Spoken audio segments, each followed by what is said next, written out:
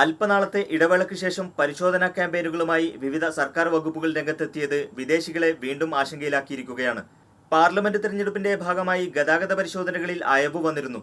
എന്നാൽ റോഡ് നിയമങ്ങൾ പാലിക്കാത്തവരെ കണ്ടെത്താനുള്ള പരിശോധനകൾ വീണ്ടും ശക്തമാക്കാൻ തന്നെയാണ് ആഭ്യന്തര വകുപ്പിന്റെ തീരുമാനം. ഗതാഗത വിഭാഗം assistant under secretary Abdul Fattah Ali ഇത് സംബന്ധിച്ച് ഉദ്യോഗസ്ഥർക്ക് നിർദ്ദേശം നൽകിയിരിക്കുകയാണ്. ഗുരുതരമായ ഗതാഗത നിയമലംഘനം നടത്തുന്ന വിദേശികളെ നാടുകടത്തുന്നതുൾപ്പെടെ കടുത്ത നടപടികൾ സ്വീകരിക്കാനാണ് നിർദ്ദേശം. കഴിഞ്ഞ 4 മാസം നടത്തിയ പരിശോധനകളിൽ 8000-ഓളം ലൈസൻസുകൾ റദ്ദാക്കിയതായി മേജർ അബ്ദുൽ ഫത്താഹ് അറിയിച്ചു. അതിനിടെ രാജ്യത്തിന്റെ വിവിധ ഭാഗങ്ങളിൽ തൊഴിൽ വകുപ്പ് നടത്തിയ റെയ്ഡുകളിൽ തെരുവ് കച്ചവടക്കാരും യാചകരുമടക്കം 70ഓളം പേരെ അറസ്റ്റ് ചെയ്തു.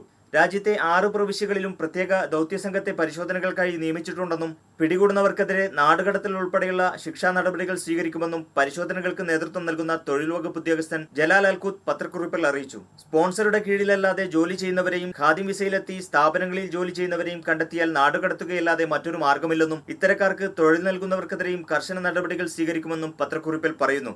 മലയാളികളടക്കം ആയിരക്കണക്കിന് വിദേശികളെ കഴിഞ്ഞ 4 മാസത്തിനിടെ വിവിധ കുറ്റകൃത്യങ്ങളുടെ പേരിൽ നാടുകടത്തിയിരുന്നു.